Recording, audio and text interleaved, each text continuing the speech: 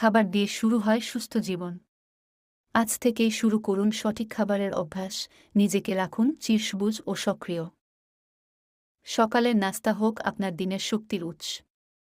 পূর্ণ শস্য, ফল এবং ডিম দিয়ে শুরু করুন প্রতিদিন। পানি হল জীবনের অমৃত।